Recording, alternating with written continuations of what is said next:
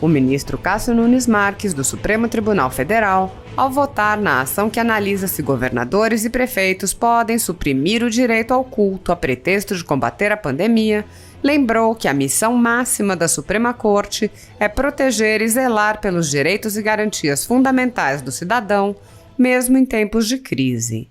O ministro apontou que circunstâncias adversas não podem servir de justificativa para fazer tábula rasa da Constituição. No início de seu voto, o ministro desabafou contra a velha imprensa, afirmando: "Vivemos também uma das maiores crises dos direitos individuais e coletivos dos últimos 100 anos. Criou-se um ambiente em que falar de direitos desperta termos como negacionismo e outros ismos." Veja o voto do ministro Cássio Nunes Marques. Palavra para o voto. Senhor presidente, até para que não tenhamos algum embargo de declaração, porque outros atores também pleitearam essa questão de ordem, eu penso, igualmente o eminente procurador, eu aproveito apenas para me pronunciar de forma sumária. Em relação ao que foi dito, ao alargamento do alcance da DPF 701 da minha relatoria, eu fiz seguindo precedentes desta Corte, que em muitos casos ampliou o alcance da ação para harmonizar o direito em todo o território nacional. Né? Então, senhor presidente, em que pese, em relação à questão de ordem, admitir que por uma interpretação isolada dos atos administrativos, estes seriam distintos, né? Mas essa aparente distinção se dissipa na medida em que a causa pretende é igual. Trata-se da possibilidade de intervenção ou não do Poder Judiciário no abuso ou inconstitucionalidade dos atos emanados pelo Poder Público, no caso, estados e municípios. O regimento interno do Supremo Tribunal Federal, no artigo 77b, assevera: na ação direta de inconstitucionalidade, na ação direta de inconstitucionalidade por omissão, na ação declaratória de inconstitucionalidade e na arguição de descumprimento do preceito fundamental, aplica-se a regra de distribuição por prevenção quando haja coincidência total ou parcial de objeto. O simples fato de estarmos hoje aqui reunidos para, em colegiado, definirmos se é constitucional ou não a proibição total de cultos religiosos nas igrejas e templos por atos ou leis emanadas por estados e municípios, que terá induvidosamente influência direta sobre a decisão que proferir na DPF 701, é prova cabal da coincidência total ou parcial de objeto. Segundo a dicção dos artigos 43 e 59 do Código de Processo Civil brasileiro, a distribuição da petição inicial torna prevento o juízo. E a DPF 701 teve precedência na distribuição desta DPF. Mas a lógica é que a reunião dos feitos evita decisões conflitantes. A devolução ao plenário produz o mesmo efeito. E o julgamento conjunto é a base para a conformação adequada de precedentes. Quero registrar também, senhor presidente, que no domingo de manhã eu mantive o contato com Vossa Excelência, presidente desta Corte, manifestando a minha intenção, horas depois de proferir a decisão, de devolver ao colegiado para a ratificação ou retificação do meu entendimento, ocasião em que fui comunicado por Vossa Excelência que já havia um telefonema do ministro Gilmar Mendes com a mesma intenção. Então, diante desse comunicado, eu me abstive de pautar, até porque nessa ação ainda, na minha DPF, não tinha ainda o parecer da Procuradoria da República. Tendo em vista os princípios que regem o processo civil, quais sejam da celeridade e economia processuais, bem como para que se evite decisões contraditórias, como ocorreu na espécie, mas se justificaria a reunião dos feitos. Nesse contexto, não só o CPC, como o próprio CPP, prevê a conexão e continência como institutos que ensejam, sempre que possível, a reunião dos feitos para o mesmo julgador singular ou relator e órgão julgador no caso de tribunais. A preocupação está exposta de forma clara nos artigos 926 e 927 do Código de Processo Civil. Os tribunais devem uniformizar sua jurisprudência e mantê-la estável, íntegra e coerente. Os juízes e os tribunais deverão observar as decisões do Supremo Tribunal Federal em controle concentrado de constitucionalidade, a orientação do plenário ou do órgão especial aos quais estiverem vinculados. Ora, com maior razão, A lógica se justifica nesta Suprema Corte, formadora de precedentes que orientarão todo o país. E a jurisprudência desta Suprema Corte, bem como o regimento interno do Supremo Tribunal Federal, podem se adequar a tais mudanças. Todavia, é forçoso admitir que a praxe nesta Corte, que em se tratando de controle concentrado, a prevenção se faz por unidade da federação. Certo ou errado, é consuetudinariamente uma prática da distribuição desta Corte. Na mesma esteira, uma vez devolvida a matéria ao plenário, parece pouco importante quem seja o relator. Nesse momento processual, o que é mais relevante é a manifestação deste plenário. Feitas tais ponderações, assim, concordo que prossigamos com o julgamento para a uniformização da matéria, justamente em respeito e coerência ao meu entendimento sobre a instrumentalidade do processo e celeridade do julgamento. Diante disso, senhor presidente, eu rejeito a questão de ordem e, de antemão, exatamente por considerar que há coincidência parcial de objetos, eu já me comprometo a me curvar à inteligência da maioria deste colegiado e aplicar ao meu veredito o que for decidido nesse julgamento. Superada essa questão, presidente, prossigo com... Ministro Cássio Nunes, Vossa Excelência, com a sua fala, deu 2 exemplos. O primeiro deles é muito bom, saber que o presidente trabalhou no domingo para resolver essa questão e a justiça não para. Em segundo lugar, para elogiar a nobreza de Vossa Excelência de afirmar aqui, diante do plenário, que, mercê de uma ação distribuída a Vossa Excelência, o que o plenário decidir, Vossa Excelência vai adotar nas suas razões de decidir, tendo em vista que a sua ação, mercê de anterior, não estava instruída, e a ação do ministro Gilmar Mendes estava inteiramente instruída, tanto que nós convertemos o referendo em julgamento do próprio mérito. Então, Vossa Excelência tem a palavra para o julgamento de mérito. Muito obrigado, senhor presidente. Senhor presidente. Pois não. Ministro Gilmar Mendes. Senhor presidente, Gilmar.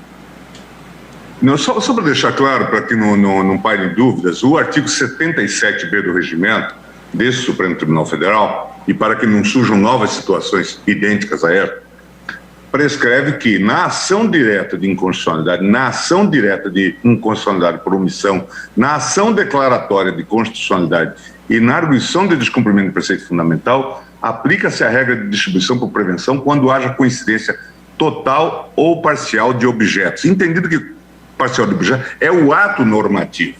E nesse caso específico desta ANAJURE, o pedido era em relação a um decreto de Monlevade, de 20 de março de 2020, do município de João Pedro Monlevade, que feriu o direito fundamental, etc., bem como em face de demais decretos estaduais e municipais que têm imposto de violações equivalentes em todo o país. Decretos vigentes à época. Portanto, nada a ver com a situação posta, e isso foi rejeitado pela presidência, exatamente porque o decreto de São Paulo era de 2021. Só para deixar isso bem claro. Bueno.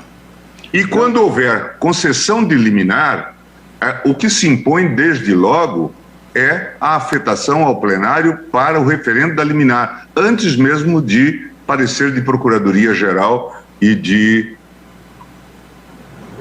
manifestação da AGU.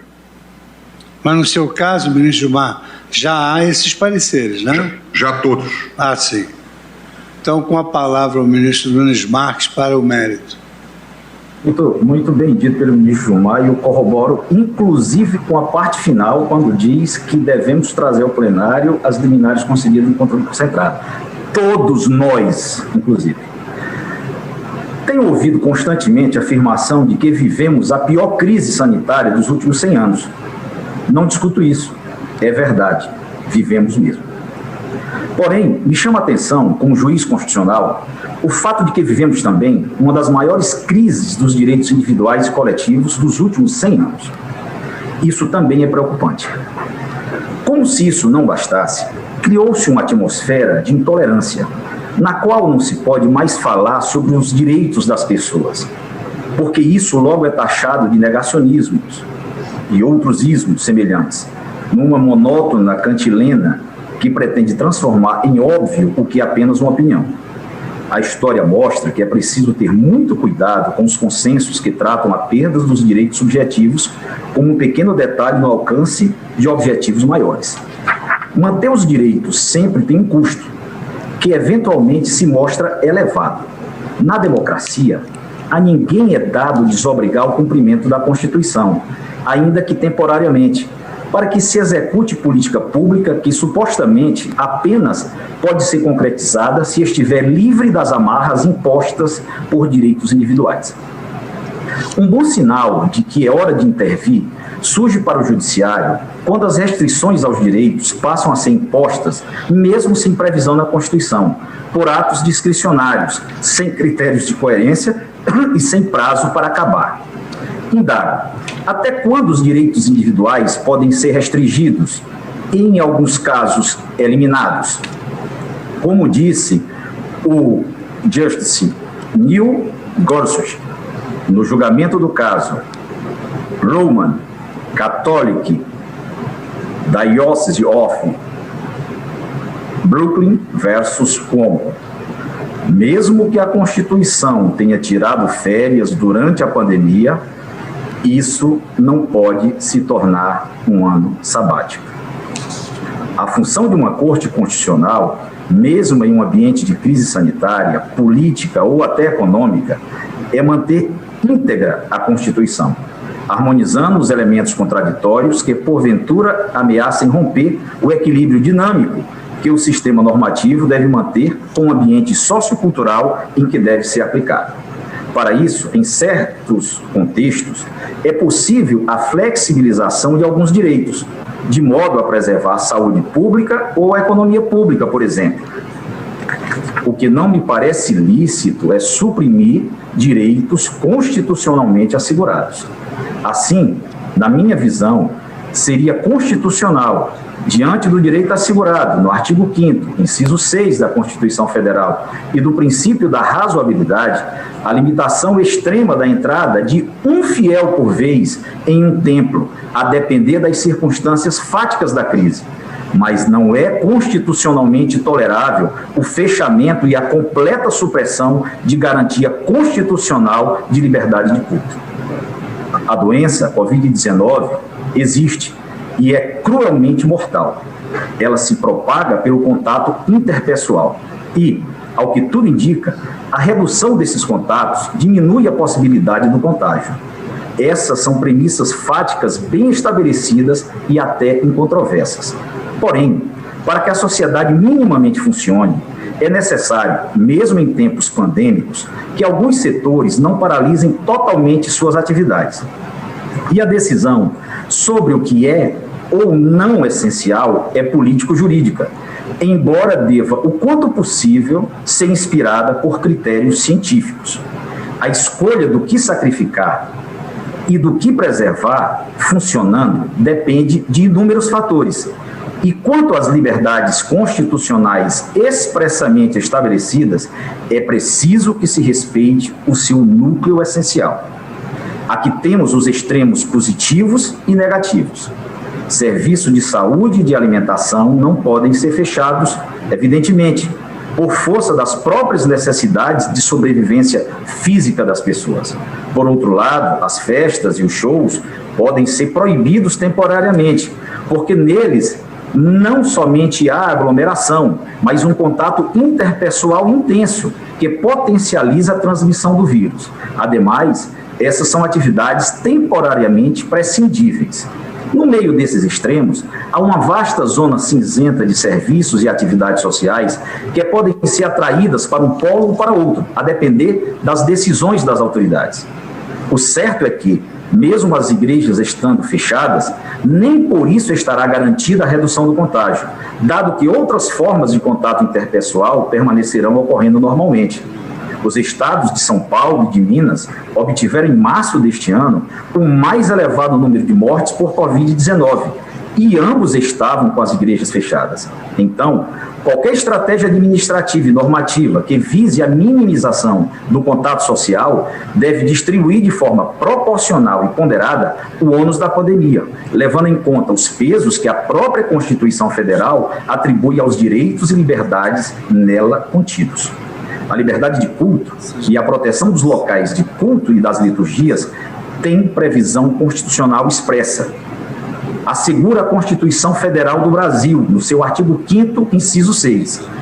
É inviolável a liberdade de consciência e de crença, sendo assegurado o livre exercício dos cultos religiosos e garantida, na forma da lei, a proteção dos locais de culto e as suas liturgias. Aliás, os locais de culto sequer podem ser tributados pelos entes públicos. Artigo 150, inciso 6, a linha B da Constituição Federal, o que demonstra a sua alta dignidade. E isto para que o Estado não utilize seu poder de tributação como meio de coerção contra esta ou aquela religião. De certo, isso tem um significado constitucional que precisa ser considerado no momento da definição das medidas de polícia sanitária. É verdade que esta Corte, no julgamento da medida cautelar ADI 6341-DF, redator para o acordo, ministro Edson Fachin, declarou ser possível aos estados e aos municípios o exercício de competências concorrentes em matéria de adoção de medidas de combate à Covid-19, tais como confinamentos, restrições ao comércio, entre outras. No entanto, daí não se segue logicamente, como alguns querem crer, que os municípios e estados tenham recebido um salvo-conduto para agirem com extravasamento das leis e da Constituição, como bem ponderou o eminente ministro Alexandre de Moraes naquele julgamento. Verbis. Agora, obviamente que a competência comum administrativa não significa que todos podem fazer tudo. Isso gera bagunça, isso gera anarquia. O que significa a competência comum administrativa? Significa que, a partir do princípio da predominância do interesse, a União deve editar normas, políticas públicas para a saúde pública de interesse nacional, os estados de interesse regional e os municípios visando, como o próprio artigo 31 estabelece, o seu interesse local. Não é possível que, ao mesmo tempo, a União queira ter monopólio da condução administrativa da pandemia nos mais de 5 mil municípios. Isso é absolutamente irrazoável. Não é possível também que os municípios queiram, a partir de uma competência comum estabelecida pela Constituição, tornarem-se repúblicas autônomas dentro do próprio Brasil, fechando seus limites geográficos, impedindo a entrada de serviços essenciais. Não é isso que a Constituição estabelece. ADI 6341, medida cautelar, página 23 e 24. Nunca houve, por parte desta Corte, nem poderia ter havido, uma autorização para que entes subnacionais suprimissem direitos fundamentais. E isso pode ser evidenciado se cogitarmos de algumas hipóteses extravagantes. Poderia um prefeito determinar o fechamento dos jornais de sua cidade e das gráficas que continuam a produzir e entregar periódicos semanais em que o contato interpessoal é grande e com grave risco de contágio? Ou mesmo o fechamento de telejornais que também necessitam de certa aglomeração para o seu adequado funcionamento? Nessas hipóteses, o artigo 5º, em seus incisos 4, 9 e 14, todos da Constituição Federal, proíbem tal conduta, porque é livre a manifestação do pensamento, sendo vedado o anonimato. É livre a expressão da atividade intelectual, artística e científica e de comunicação, independentemente de censura ou licença. É assegurado a todos o acesso à informação e resguardado o sigilo da fonte, quando necessário, ao exercício profissional. Ou seja, para todas essas questões, a resposta é não. Por que, em relação à liberdade religiosa, ela seria diferente? Peço a que venha para fazer uma breve digressão sobre a liminar que proferi na DPF 701 e que tem direta relação com o tema ora em exame.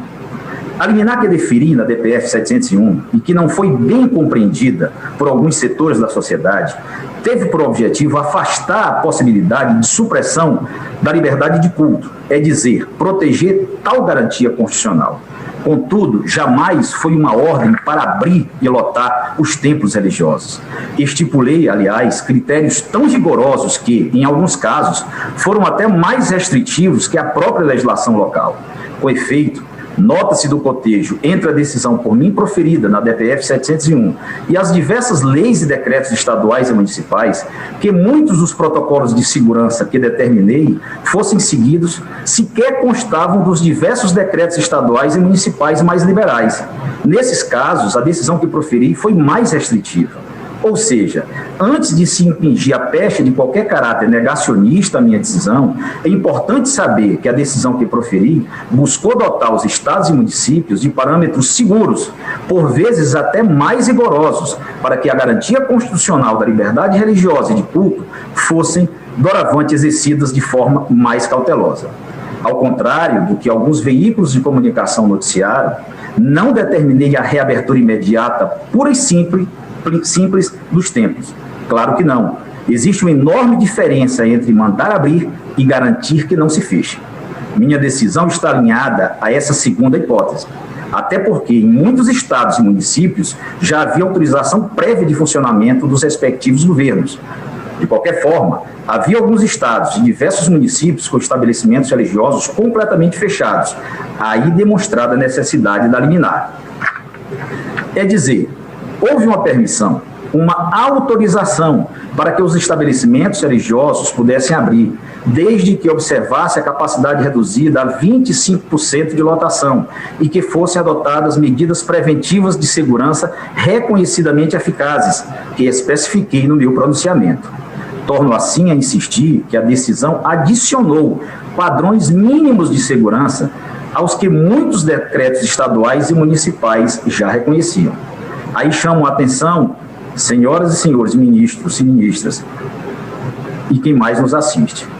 Alguns setores da mídia divulgaram que minha decisão havia determinado a reabertura de igrejas e templos em todo o país. Tal informação, sem maiores esclarecimentos, induziu a compreensão inadequada do seu alcance, que assim ora esclareço. A decisão por mim proferida foi de forma madura, após profunda reflexão de seus impactos. Estava ciente, de um lado, do grave contexto pandêmico, não só aqui, como em diversos países mundo afora. Por outro lado, ponderei também que a garantia constitucional da liberdade religiosa e de seu exercício não pode ser suspensa nem em estado de sítio. Aliás, até mesmo em guerra. O Exército possui oficiais capelães para celebrar respectivos cultos ou missas. Não quero com isso professar alguma fé ou doutrina específica. Quero apenas ressaltar que a Constituição Federal é toda construída de forma harmônica. E se o constituinte originário reconheceu que a liberdade religiosa e seu exercício não pode ser suspensa, nem mesmo em estado de sítio, refleti em como proteger tal garantia e, ao mesmo tempo, garantir medidas preventivas, visto que seria ingenuidade pensar que o cidadão brasileiro não precisa sair de casa para ir trabalhar, frequentemente tomando ônibus, trem ou metrô lotado. Ele se expõe a tais riscos. Como justificar que essa mesma pessoa não possa ir à missa ou culto? Pois bem, ponderei também que, muito embora estados e municípios tenham elegido o percentual máximo de ocupação até maior, por exemplo, o Amapá, que permitia até 50%, em função justamente da necessidade de maior cautela, reputei que 25% representa prudente e seguro percentual.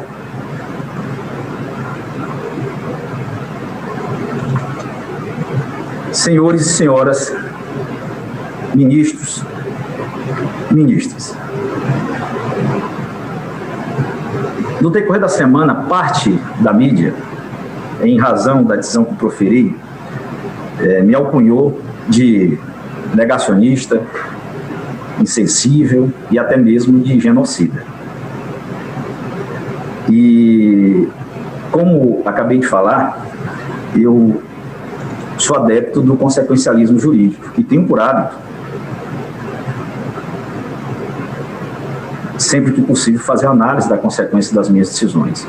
E eu lembro de um episódio, mais uma vez também demonstrando a preocupação e o labor de Sua Excelência, o presidente dessa corte, quando proferi uma decisão na ADI 6630, que é aquela decisão do ficha limpa. Sua Excelência, o presidente, acionado que foi por vários segmentos do país, preocupado, entrou em contato comigo e eu asseverei ao presidente desta corte: presidente, eu, durante a minha vida ainda como advogado, eu fui 2 biênios juiz de TRE. Eu fiz uma análise antes de proferir essa decisão, em que pese parte da mídia asseverar que eu acabei com a ficha limpa, eu posso lhe assegurar, de 550 mil registros de candidaturas de prefeitos, nós não teremos 10 problemas com prefeitos. E ele demonstrou, talvez até com dúvida, né? Bom, vamos à vida real. Tivemos 5 problemas com 2 ações tramitando no Supremo. Da mesma forma que eu agi na DI 6630, eu também o fiz de forma cautelosa em relação à DPF 701. Talvez por falta de divulgação de parte da mídia, Vossas Excelências não tenham conhecimento. Mas no dia em que eu proferi a minha decisão,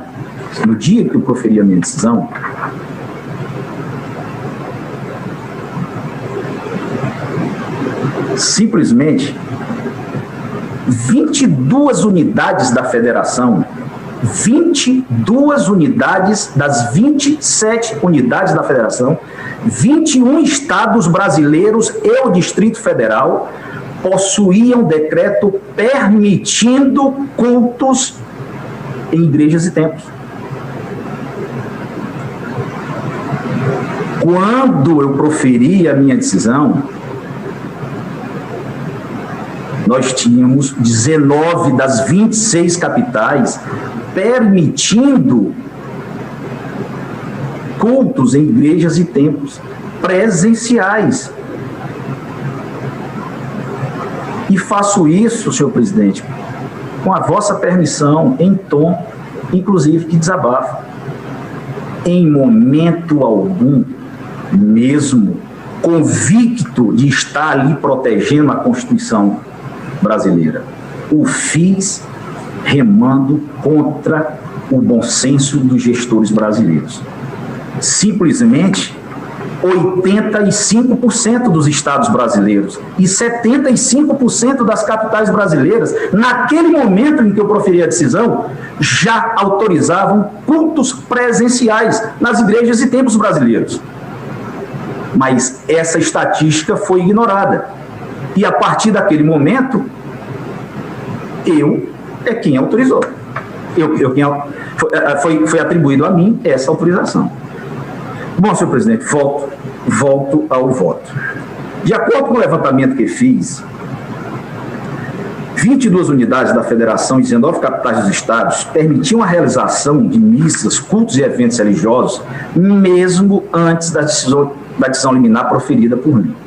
Ou seja, 85% dos estados e 75% das capitais já permitiam a realização de tais eventos religiosos, mesmo antes da decisão por mim proferida.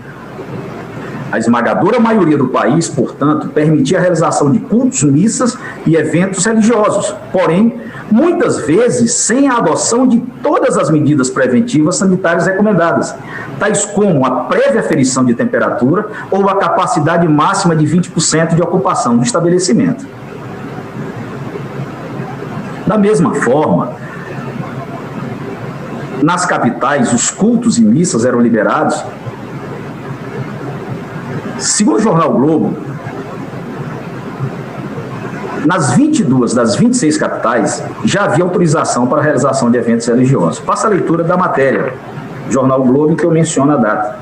Levantamento feito pelo Globo mostra que a maioria das capitais, 22 das 26, já tinha decretos que liberavam o funcionamento de igrejas antes da decisão do ministro Cássio Nunes Marques, que proibiu prefeitos e governadores de vetar a prática. Ora, se tais governos estaduais e municipais já permitiam a realização de cultos e missas, mesmo durante a pandemia, seriam tais gestores negacionistas? Ou será que tais governos perceberam a enorme relevância da liberdade religiosa? A esmagadora maioria dos governadores e prefeitos fez, assim, o que deles esperava por esta Suprema Corte, quando do julgamento da DI 6431, ou seja, que agissem em cumprimento à Carta da República.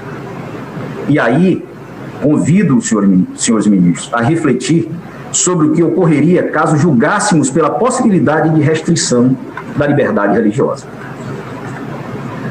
Vejam, ao contrário do que está sendo maciçamente veiculado por parte da mídia, a decisão por mim proferida teve efeito menos liberatório e mais padronizador no que tange a medidas preventivas de combate à pandemia. A situação, na prática, é bastante desuniforme.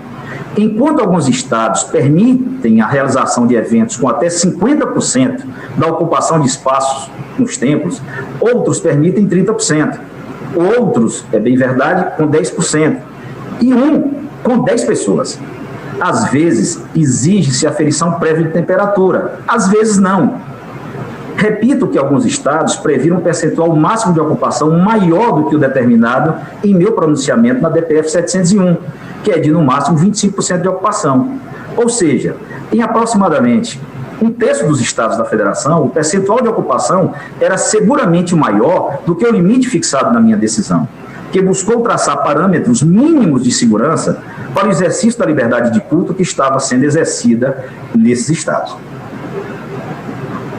Chegou-se, pelo visto, ao estado de coisas que o ministro Alexandre de Moraes anteviu em seu voto na DI 6341.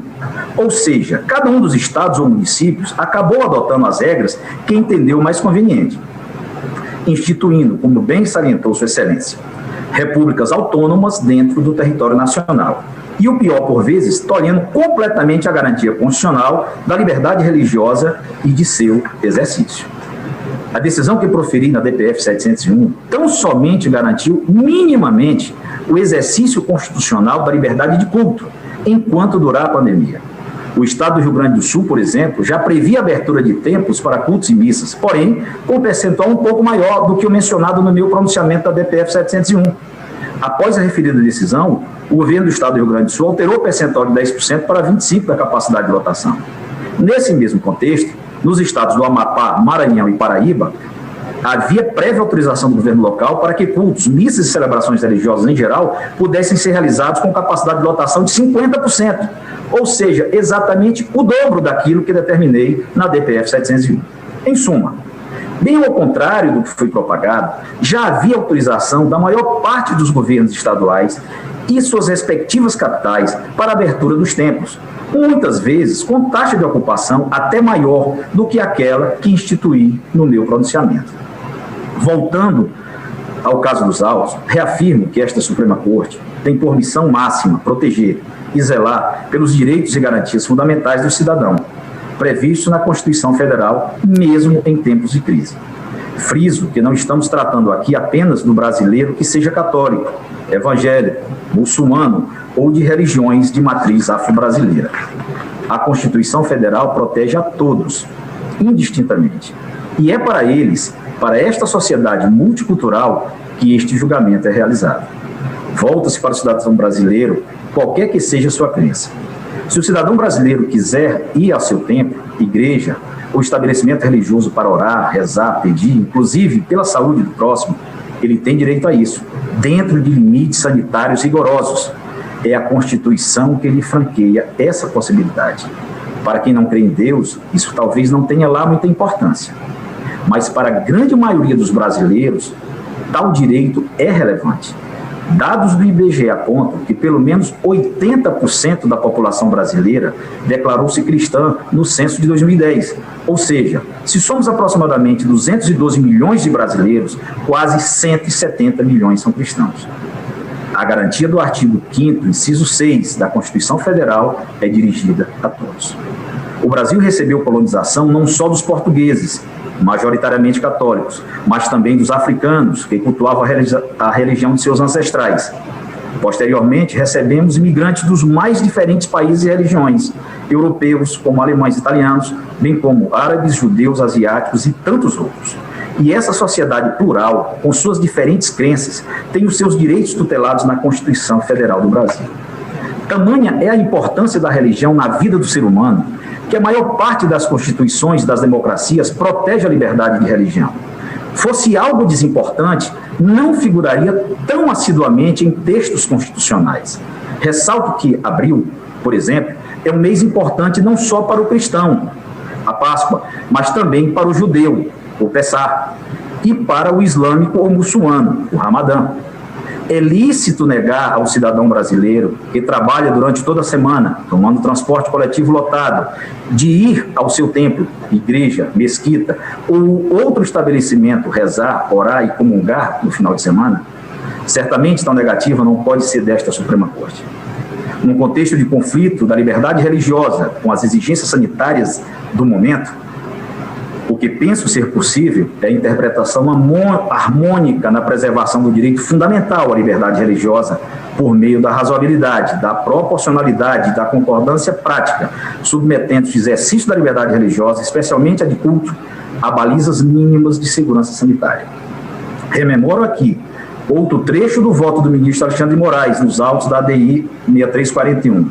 Sua Excelência disse: agora, as medidas de interesse regional, de interesse local, as medidas dos governos estaduais, distrital e municipais, que no exercício das suas competências constitucionais, adotaram ou venham a adotar, sempre dentro de critérios técnicos, essas medidas restritivas, como a imposição de distanciamento ou isolamento social, quarentena, suspensão de atividades de ensino, restrições ao comércio, atividades culturais, restrições à circulação de pessoas, entre outros mecanismos reconhecidos como eficazes pela Organização Mundial de Saúde, pelos estudos realizados pela Imperial College London, a partir de modelos matemáticos, é a ciência, é a técnica embasada em políticas públicas, decisões administrativas. Páginas 27 e 28.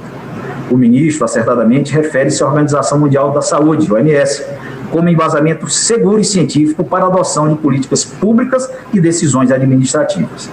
Em reunião em 13 de abril de 2020, a OMS, por seu diretor Tedros Adhanom, manifestou-se enorme preocupação com problemas decorrentes da adoção do lockdown em países pobres, como os da América Latina, disse ele. Mas enquanto alguns países estão considerando como diminuir as restrições, outros estão considerando se devem introduzi-las, especialmente muitos países de baixa e média renda, na África, Ásia e América Latina. Em países com grandes populações pobres, as ordens de permanência em casa e outras restrições usadas em alguns países de alta renda podem não ser práticas. Muitas pessoas pobres, migrantes e refugiados já vivem em condições de superlotação, com poucos recursos e pouco acesso a cuidados de saúde. Como você sobrevive a um lockdown, bloqueio, quando depende de seu trabalho diário para se alimentar? Notícias de todo mundo descrevem quantas pessoas correm o risco de ficar sem acesso a alimentos. Enquanto isso, as escolas fecharam para cerca de 1,4 bilhão de crianças. Isso interrompeu sua educação, aumentou o risco de abuso para algumas crianças e privou muitas crianças de sua principal fonte de alimentação. Como já disse várias vezes, as restrições ao distanciamento físico são apenas parte da equação. E há muitas outras medidas básicas de saúde pública que precisam ser implementadas. Pedimos também a todos os países que garantam que, onde medidas de permanência em casa são utilizadas, elas não sejam feitas à custa dos direitos humanos. Aqui convido os nobres colegas a refletir sobre a realidade dura deste país. Somos ainda um país de desigualdades. Há décadas temos milhões de pessoas desempregadas ou com subempregos. E com a pandemia agravam-se ainda mais a carência espiritual, consistente no medo da morte, no desespero e na falta de esperança. Sobre esses graves problemas de saúde mental, senhores ministros, tenho informações de que o número de suicídios no país está em níveis altíssimos. As pessoas estão adoecendo não apenas de Covid-19. Doenças mentais estão disparando em número e intensidade, inclusive entre os profissionais de saúde, que estão no front de combate à Covid-19. O confinamento é importante, mas ele também pode matar se as pessoas não tiverem algum alento espiritual. E as igrejas têm esse papel. Para os que creem, a palavra de um sacerdote, o simples ingresso no templo, a oração, tudo isso pode ajudar o indivíduo crente a se sentir mentalmente aliviado. Muitos familiares de vítimas que falecem pela Covid-19 não podem sequer velar os corpos de seus entes queridos. Para quem já perdeu um pai, uma mãe, um filho, sabe bem a importância da cerimônia de despedida, que é o velório. Isso já tem sido negado por questões sanitárias. Negaremos também a esses familiares que participem de uma eventual missa de sétimo dia ou alguma cerimônia póstuma, eminentes ministros e ministras. O fechamento total dos templos levaria a isto. Além disso, há também a carência material, que se agrava ainda mais com a pandemia. Devemos, sim, ter bom senso. Bom senso é pilar fundamental do direito, que se expressa no tema dos direitos fundamentais com os nomes de proporcionalidade e razoabilidade. É disso que precisamos em um julgamento como este. Se perder de vista a gravidade da situação sanitária, avaliar meios seguros e adequados para sustentar o núcleo essencial da liberdade religiosa. Ministra Rosa Weber, ministra Carmen Lúcia, é preciso ter-se em conta também que as igrejas desenvolvem importantes trabalhos sociais em comunidades carentes. Não é só o culto religioso. Muitas igrejas têm ações pedagógicas, terapêuticas e assistenciais. Durante a pandemia, esses trabalhos são relevantíssimos. Para indivíduos e famílias desamparadas, muitas vezes a igreja é a única porta aberta para ações sociais. É o único consultório para um aconselhamento adequado diante dos conflitos familiares, das angústias existenciais, de problemas com vícios de álcool e drogas, enfim, toda sorte de tormentos porque passam as pessoas. Quantos cidadãos e cidadãs neste momento sofrem de profunda solidão e abandono sem ter um conhecido a quem recorrer? Muitos são migrantes, moradores de rua, idosos abandonados pelas famílias, jovens viciados. E quando tudo falha, é nas igrejas que essas pessoas encontram apoio e motivo para continuar vivendo. As igrejas não são casas cujas portas podem se fechar sem maiores consequências. Elas representam o único esteio espiritual de muita gente. Sabemos onde esta doença está sendo diariamente transmitida. Festas, baladas e bares estão frequentemente lotados. As imagens estão aí para todos verem. Sem distanciamento, sem máscara nenhuma. Não são os cultos e nas missas que a pandemia ganhou força. Digo isso sem considerar de nenhuma forma o risco de transmissão. A pandemia da Covid-19 trouxe uma série de danos psicológicos a quem está em isolamento, a quem foi contaminado e a quem teve óbito na família decorrente dos efeitos da doença. Parte da população pode se utilizar para combater esses efeitos de tratamento médico adequado, frequentando academias, usufruindo de boa comida, mesmo se mantendo em isolamento através de delivery, ou indo a restaurantes, ou mesmo viajando de avião e se hospedando em hotéis. Tudo isso funcionando em grande parte do Brasil. Mas há uma parte da população para a qual o passeio, o psicólogo, o hotel de acolhimento só são as igrejas. É ali que o pequenino é recebido como autoridade. É ali que ele é recebido com distinção. É ali que o cidadão se sente igual a todos os homens. Como esta Suprema Corte pode negar a este cidadão, ministro Fachin, a estes trabalhadores que já se expõem a riscos até maiores para ir trabalhar? Como negar-lhes a prática de sua fé? Como negar-lhes o direito fundamental de professar sua religião publicamente, com a observância das limitações sanitárias apropriadas? Mencionei e repito, como negar a ele o direito de cultuar sua fé, ainda mais neste momento pandêmico, de pedir por mais saúde e até mesmo comida para si e sua família, de o católico receber sua hóstia, de comungar em Deus, se a Constituição lhe garante isso expressamente? O que dizer da assistência material prestada ou reconhecidamente prestada pelas igrejas aos fiéis mais necessitados? Reconheço a importância das novas tecnologias, com missas ou cultos online. Mas nem todos possuem um aparelho celular. E mesmo para aqueles que possuem, é frequente que não tenham condições de pagar sequer por um pacote de dados suficiente para assistir a um culto ou uma missa. Como podemos, então, lhe negar o direito de frequentar presencialmente uma celebração? E isso sem falar nas inúmeras questões teológicas que a celebração telepresencial suscita. Aliás, considero a utilização conjugada de missas ou cultos online com eventos presenciais como medida salutar. Não se exclui a relevância de um tipo pelo outro. Ao contrário, quem quiser participar presencialmente de uma missa, de um culto, que eu faça. Esse direito lhe é assegurado expressamente pela Constituição Federal. Mas como podemos negar a um fiel o direito de ir ao templo? Para além de excelentes constitucionalistas, que são Vossas Excelências, também são conhecidos por utilizarem sua sabedoria com a proteção dos direitos e garantias fundamentais. Não estamos, ao contrário do que já foi sustentado, negando a competência concorrente de estados e municípios em face da União. Aqui não se trata de embate entre entes federativos. Os precedentes utilizados não enfrentaram o cerne da controvérsia aqui tratada.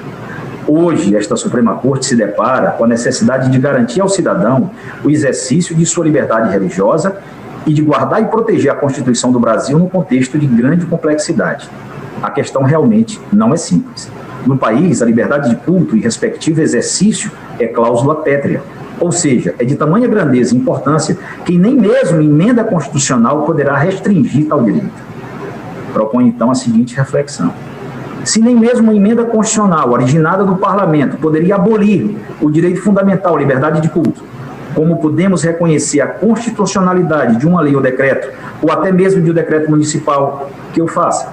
Como pode essa Suprema Corte convalidar tal posição? Ajustar os direitos às circunstâncias concretas, limitando, condicionando no seu exercício concreto, tudo bem. Isso é o cotidiano da Corte.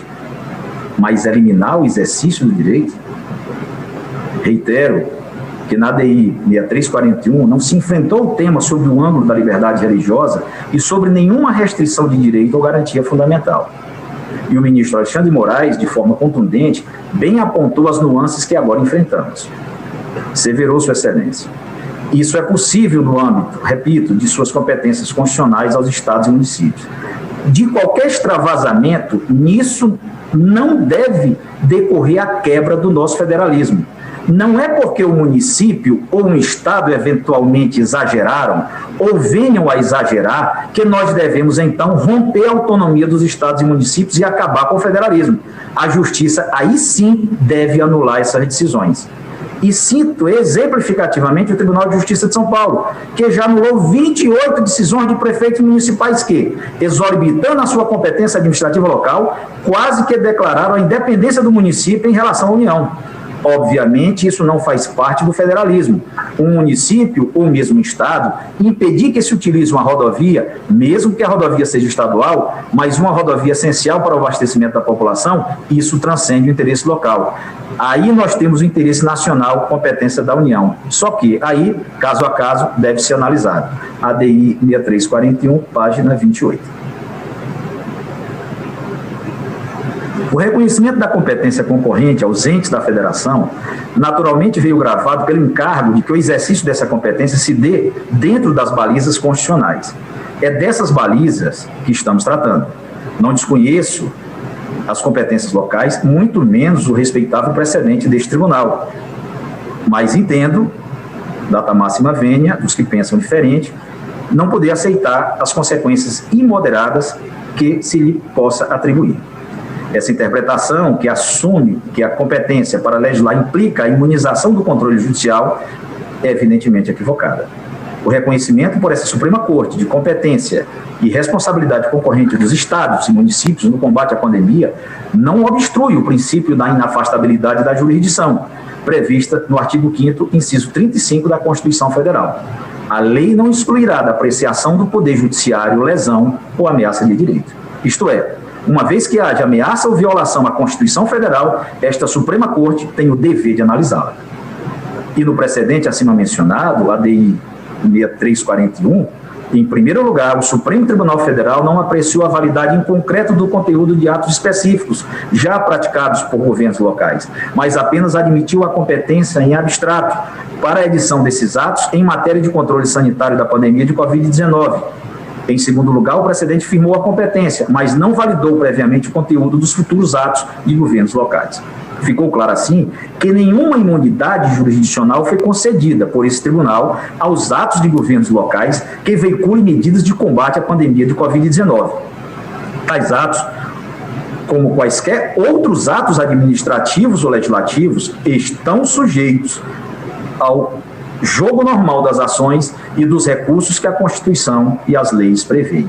Nisso, convém rememorar a passagem relevante do eminente ministro Luiz Fux em tal precedente.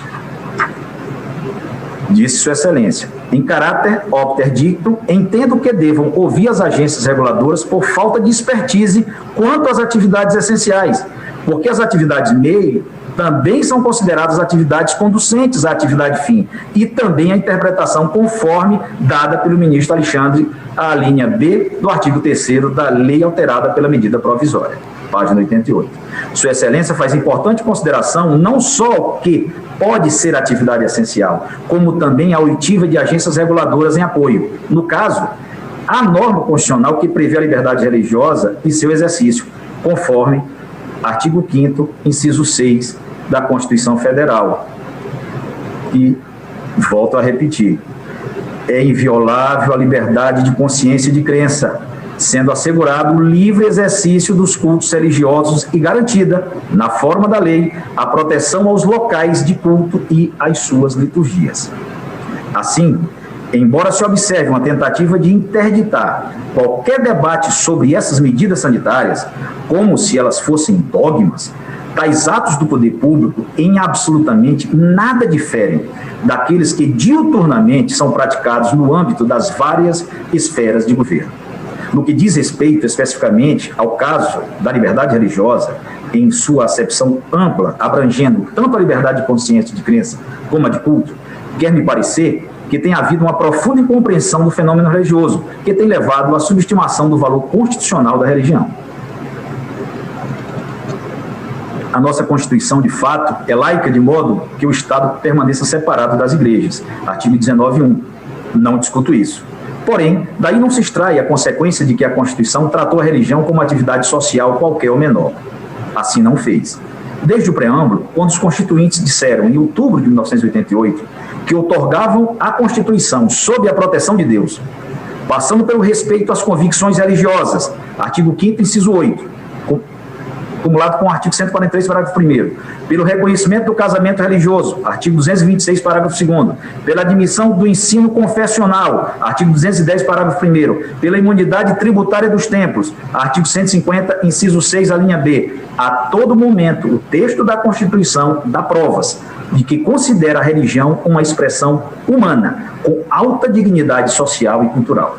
E não poderia ser diferente, pois a religião moldou a civilização ocidental desde o princípio e ainda exerce poderosa influência sobre a sociedade, embora, atualmente, uma visão superficial da religião imagine poder classificá-la como uma espécie de pensamento primitivo. Na verdade, o próprio direito, o fenômeno jurídico como concebemos no Ocidente, decorre da mundividência religiosa que a antecedeu. Louis Assi-Andrieux observa, com razão, que aquilo que chamamos de jurídico provém das profundezas indo-europeias, da invenção de uma solução cultural original para resolver a disposição de relações que poderiam admitir outras soluções. O direito nas sociedades humanas, tradução Maria Hermantina Galvão, São Paulo, Martins Fontes, página 62. A ritualística judiciária, o vestuário dos juízes e advogados, a arquitetura judiciária, o jargão forense, enfim, toda a estética judiciária e o capital simbólico do direito são tributários das religiões, não apenas do cristianismo, mas também das religiões pagãs do mundo antigo. Antoine Garrapon, num dos mais belos ensaios já escritos sobre o ritual judiciário, sintetiza muito bem todo o peso simbólico presente nos julgamentos, à semelhança do que se passa numa celebração religiosa. O ritual judiciário é, em simultâneo, a encenação da finitude do mundo sensível, no qual os interesses são antinômicos e os homens estão divididos, e uma antecipação da perfeição. Restitui a um povo os seus valores, o seu passado e o seu direito. Relembra a todo, juízes e partes, a harmonia a alcançar. Sem a ajuda do símbolo e do ritual, o direito seria uma mera ideia irreal ou ilusória, pelo que necessita do símbolo para se transformar em experiência concreta. O que exprime o ritual é o todo do direito, é o estado do direito antes de se subdividir numa miríade de regras. Este caráter inefável do direito, este fato do logos, mais do que uma ordem política determinada, mais do que uma encarnação de um ideal de justiça, não seria antes a necessidade de ordem fundamental do grupo social e do pensamento humano? Cada cultura pode ordenar esses vários elementos conforme lhe aprouver. Isso pouco importa. O essencial não está no ordenamento, mas sim no esforço de organização real. Bem julgar, ensaio sobre o ritual judiciário, tradução Pedro Felipe Henriques, Lisboa, página 72. É de fato na concepção de ordem e organização do real que a religião exerce a sua influência. O ser humano está sempre em busca de sentido para tudo, principalmente para os mistérios mais insondáveis, e a religião, qualquer que seja ela, intenta satisfazer esse elan, embora essa satisfação seja ela mesma transcendente ou luminosa. Como disse Arthur Schnitzler, é o anseio que alimenta a nossa alma, não a realização. William James, em Variedade das Experiências Religiosas, tradução Otávio Mendes Cajado, São Paulo, Putrix 91, página 407, resumiu a essência de todas as religiões em 2 pontos, que ele chamou de 2 partes muito simples. Uma inquietude. 2, a sua solução. A inquietude reside no sentimento de que existe alguma coisa errada a nosso respeito, tal como estamos naturalmente. A solução está no sentido de que estaremos salvos dessa coisa errada, se fizermos uma conexão apropriada com os poderes superiores. Vê-se, portanto, que o fenômeno religioso, na sua expressão individual, toca aspectos fundamentais e insubstituíveis da existência consciente, e por isso mesmo não pode ser considerado algo menor, algo idêntico em cada pessoa.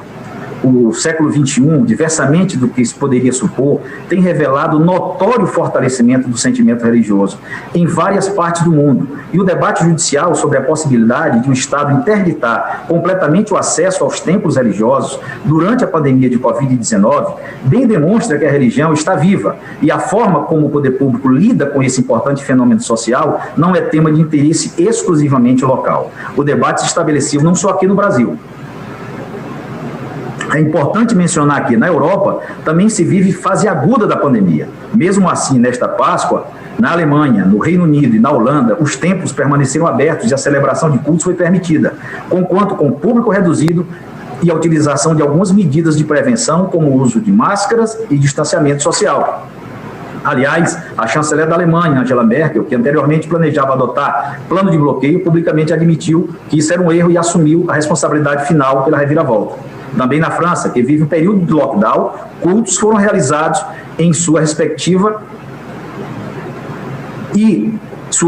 Suprema Corte, inclusive cassou a limitação de 30 pessoas dentro dos templos. Além dos Estados Unidos, também na Escócia, esse tema ocupou os tribunais. Por isso mesmo, reputo conveniente lançar a mão do direito comparado. Ao invocar precedentes da Suprema Corte Americana para apreciar casos como este, faço com uma lógica bastante clara e um objetivo prático, não para estabelecer debates estéreis. Os problemas vivenciados tanto pelo Brasil quanto pelos Estados Unidos são semelhantes e os pontos de convergência têm aumentado cada vez mais no aspecto jurídico. Ora, se os problemas são semelhantes, por que as soluções não podem ser? Além da notável influência do constitucionalismo norte-americano no Brasil, temos, no aspecto social e geográfico, muitos pontos de convergência.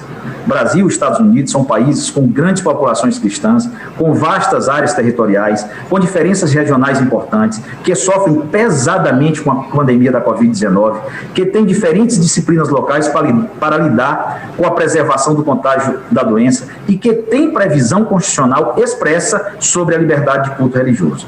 É impossível desconsiderar essas semelhanças. No aspecto jurídico, como destaquei, inegável também que houve influência do constitucionalismo norte-americano em diversos momentos históricos do nosso país. O ministro Alexandre de Moraes, em vários precedentes dessa corte, traz importantes lições de Alexander Hamilton. O ministro Edson Fachin utiliza com propriedade, em muitos de seus votos, as lições do Justice John Marshall. Isto porque, sem dúvida, a Constituição de 1891, a nossa primeira Constituição republicana, que influenciaria todas as posteriores, foi fortemente influenciada pela Constituição norte-americana, inclusive na previsão de direitos e garantias fundamentais, na tripartição de poderes e na possibilidade de o Judiciário exercer o controle de constitucionalidade dos atos do Executivo e do Legislativo. Especificamente em debate, a exemplo da primeira emenda à Constituição norte-americana, idêntica garantia fundamental foi incorporada ao direito brasileiro, conforme artigo 5º, inciso 6, que, com a permissão de Vossas Excelências, novamente eu repito, é inviolável a liberdade de consciência e de crença, sendo assegurado o livre exercício dos cultos religiosos e garantida, na forma da lei, a proteção aos locais de culto e às suas liturgias. Por todas essas semelhanças subjacentes, trago à consideração do Tribunal o que decidiu a Suprema Corte Americana nos autos South Bay United Pentecostal Church versus Nilson, julgado há pouco mais de um mês. Por 5 votos a 4, decidiu-se lá nos Estados Unidos que as igrejas poderão permanecer em funcionamento com a capacidade limitada de 25%, nos moldes em que funcionam empreendimentos comerciais, tais como shopping centers. O caso se referia especificamente ao estado da Califórnia, mas a ratio decidente pode perfeitamente ser ampliada para outros locais. No seu voto condutor, o Justice Neil Gorsuch observou: regulamentos como esse violam a primeira emenda, a não ser que o Estado possa demonstrar que este seja o meio menos restritivo de atingir o interesse fundamental do governo. Tamanha a relevância do direito constitucional em questão que a Suprema Corte utilizou-se do mais rigoroso escrutínio possível, qual seja o escrutínio estrito em relação às ações do governo. Nesse ponto, observo que esse teste é tradicionalmente utilizado nas hipóteses em que a Suprema Corte examina um ato normativo que viole direito fundamental. Isso é, em regra, digam respeito à raça, origem ou à religião. E, em tal caso, observou-se que o governo estadual não conseguiu demonstrar de forma satisfatória que a medida adotada era menos restritiva do direito de liberdade de direito do cidadão. Apontou o voto condutor que, mesmo em tempos de crise, talvez especialmente em tempos de crise, temos o dever de exigir que os governos cumpram a Constituição. A Suprema Corte dos Estados Unidos, assim, julgou que a liberdade religiosa deve ser garantida também, sobre outro ângulo, na medida em que grupos de pessoas possam se acumular nas estações de trem ou esperar em longas filas de check-out nas empresas que o Estado permite permanecerem abertas. Objetou-se, entre os votos vencidos no referido julgamento, que os juízes que permitiam a abertura das igrejas não eram cientistas e que, portanto, não estariam em condições de decidir sobre o ponto. O Justice Neil Gorsuch, todavia, observou com muita perspicácia: claro que não somos cientistas, mas também não podemos abandonar o campo quando funcionários do governo, com especialistas a reboque, procuram infringir uma liberdade protegida constitucionalmente. Este é, de fato, o ponto. Todos os dias, nos mais diferentes lugares do país, juízes brasileiros decidem casos sobre invalidez para o trabalho sem serem médicos, sobre acidentes de trânsito sem serem físicos ou engenheiros de trânsito, sobre limites de terreno sem serem agrimensores, etc. Isso é absolutamente natural para o exercício da jurisdição. Não estou negando a ciência, absolutamente. Apenas estou ponderando que a aplicação que damos a ela é algo que perspassa aspectos diferentes da própria ciência. Ademais, não tem incontrovérsia, mesmo no campo da ciência, certos aspectos da restrição do contato interpessoal. Por exemplo, trago um estudo recente apresentado pelos doutores Guilherme Linchan, Carlos Alberto Doria, João Cossi e Onício Leal Neto, no sentido de que a reabertura de escolas durante a pandemia não aumentou a incidência e mortalidade por Covid no Brasil. Estudo de 6 de abril de 2021. Isso ilustra que é da essência da jurisdição a polivalência dos meios e a universalidade do seu espaço de atuação, como sintetizado no brocado Iudex Peritus Peritorum. O juiz é o perito dos peritos. Não se trata de desprezar os conselhos científicos, mas se trata de dar à Constituição o seu valor normativo fundamental. Fica a indagação: seriam, então, os Estados Unidos, sua Suprema Corte, além da Alemanha, Inglaterra, França, Itália, Bélgica, Japão, País de Gales, Bulgária, Suécia, Polônia, 22 estados da Federação, 19 capitais, negacionistas? Tenho que não. Muito embora nenhum desses países tenha proibido totalmente a realização de cultos religiosos. Mesmo aqui no Brasil, como já adiantei, aproximadamente 22 estados da Federação já permitiam, a despeito das medidas sanitárias, a realização de cultos religiosos, ainda que de forma não uniforme, com maior ou menor percentual de ocupação. Em nenhum momento defendi ou defenderei a formação de aglomerações, contrariando os conselhos dos experts na área. Quando sustenta a liberdade de culto durante a pandemia, com observância de rigorosas regras sanitárias e redução do público a 25% da capacidade dos templos, o faço tendo em conta que, primeiro, vários estados já têm regra nesse sentido. Aproximadamente 22 estados da federação já permitiam a abertura dos templos com capacidade limitada, mas de forma não uniforme, por vezes até em percentual maior do que 25%, como já mencionei, e sem a adoção de medidas preventivas reconhecidamente eficazes no combate. Segundo, é função do tribunal defender a Constituição, buscando a concordância prática entre direitos colidentes. No caso, admito que na atual fase da pandemia, 75% do direito de acesso aos templos seja por hora diminuído, em nome da saúde pública, garantido, desse modo, a convivência harmônica de dois direitos individuais, quais sejam o direito à saúde de um lado e o direito à liberdade religiosa de outro. Concluo assim ser possível a reabertura ou manutenção da abertura de templos e igrejas, contanto que ocorra de forma prudente e cautelosa, isto é, com respeito a parâmetros mínimos que observem o distanciamento social e que não estimule aglomerações desnecessárias. Entendo por demais gravosa a vedação genérica à atividade religiosa, da forma como prevista em parte do diploma objeto da presente ação, deduzindo-se em medida atentatória preceito fundamental consubstanciado em liberdade religiosa. Proibir pura e simplesmente o exercício de qualquer prática religiosa viola a razoabilidade e a proporcionalidade. Antes, é possível a harmonização da liberdade religiosa com medidas preventivas também reconhecidamente eficientes no combate à pandemia, com exigência do uso de máscaras, disponibilização de álcool em gel nas entradas dos estabelecimentos, aferição de temperatura, utilização de ambiente respeitando a ventilação adequada, sempre que possível com portas e janelas abertas, bem como observância do distanciamento social. Tais parâmetros devem, assim, ser utilizados como balizas mínimas de segurança. Reitero que não proponho a reabertura normal com plena capacidade dos templos. Também não proponho a abertura obrigatória. Cada igreja, cada denominação religiosa que deve decidir se abre ou não os seus templos, com observância natural das exigências sanitárias. O que antes proponho é que a igreja tenha a permissão, a faculdade de poder, dentro de certos limites, exercer as suas atividades litúrgicas de adoração e sociais, recendendo certa hostilidade às práticas religiosas. Muitos dizem que podemos orar em casa e que isso satisfaria plenamente a liberdade religiosa de cada um. Bem, talvez no tempo dos deuses Lares e Penates dos antigos romanos isso fosse verdade, porque ali realmente se tratava de um culto doméstico. Mesmo nas religiões atuais, se o fiel assim se considera satisfeito, a abertura da igreja não o afetará, pois ele poderá permanecer no seu credo particular. Mas para aqueles religiosos praticantes, e não nos cabe julgar ou menosprezar o motivo que os leva a essa fé militante, pois tal concepção de vida está tutelada pela liberdade de consciência e de crença, a frequência ao templo e a oração em presença de certos símbolos litúrgicos são insubstituíveis. Aliás, Marçal Mavros, que foi sociólogo e não religioso, estudou a fundo o tema da oração ou prece, estabelecendo com clareza que ela é um fenômeno coletivo e não individual.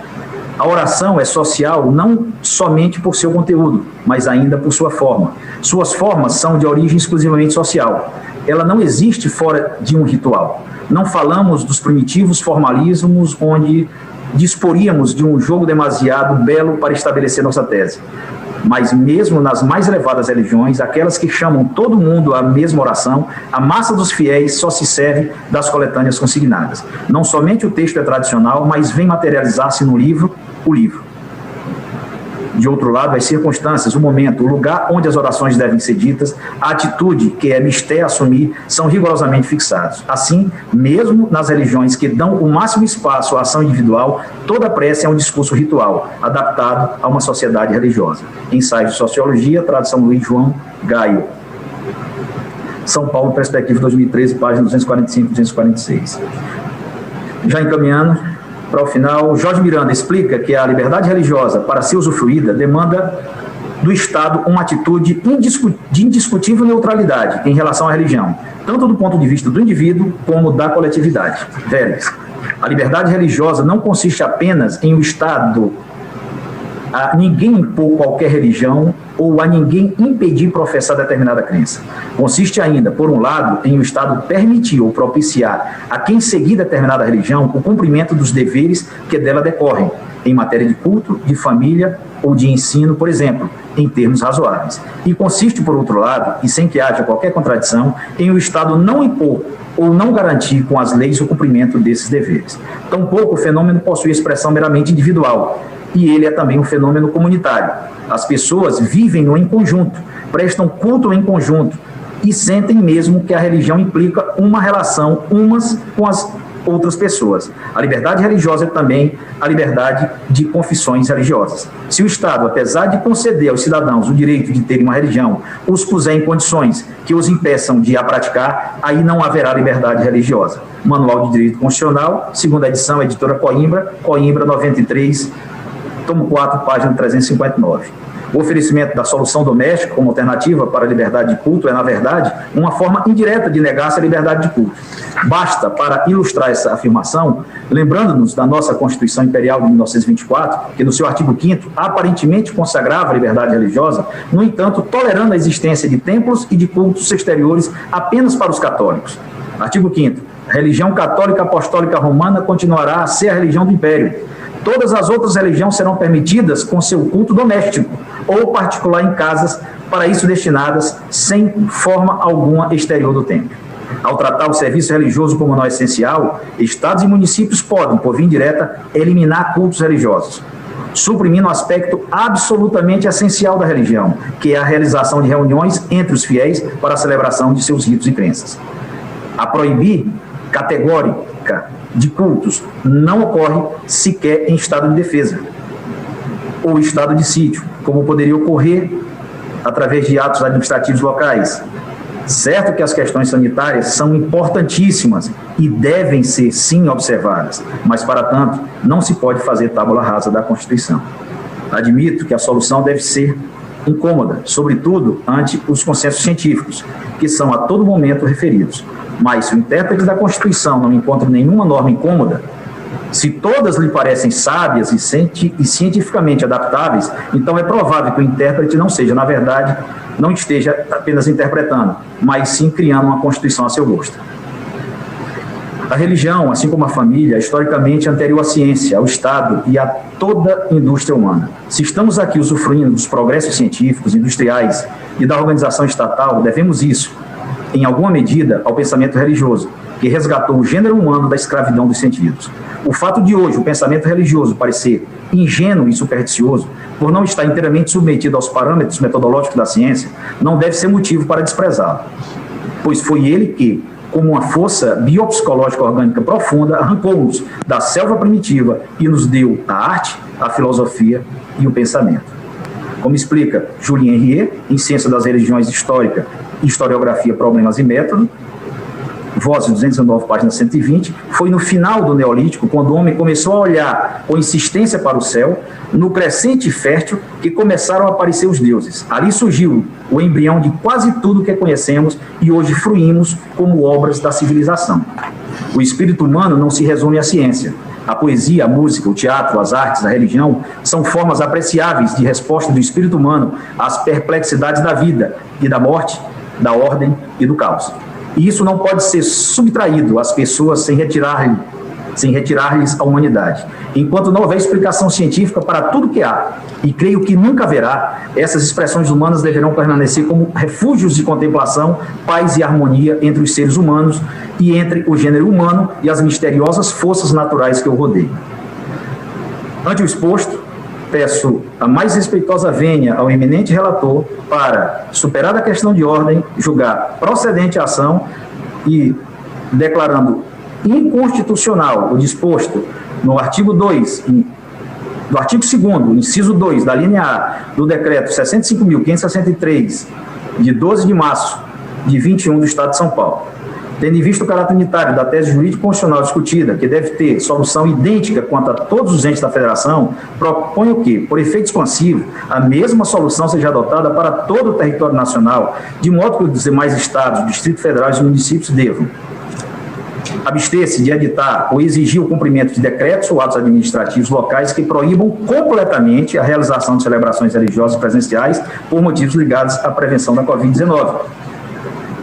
Aplicar nos cultos, missas e reuniões de quaisquer credos e religiões os protocolos sanitários de prevenção relativos à limitação de presença, no máximo 25% da capacidade e apenas a título de sugestão, durante as fases críticas da pandemia, além de medidas recomendadas pelo Ministério da Saúde, tais como distanciamento social, com ocupação de forma espaçada entre os assentos, ou seja, um assento ocupado, um assento desocupado, de modo alternado entre fileiras e cadeiras e bancos, observando que o espaço esteja arejado, o distanciamento entre pessoas de 1,5 metro, janelas e portas abertas sempre que possível, obrigatoriedade quanto ao uso de máscaras, disponibilização de álcool em gel nas entradas dos templos, aferição de temperatura, fixadas estas como balizas mínimas, recomendando também outras medidas profiláticas editadas pelo Ministério da Saúde, sem prejuízo da possível e gradativa mitigação das restrições pelo Poder Executivo, conforme haja evolução positiva no tratamento de combate à pandemia. Como voto, senhor presidente?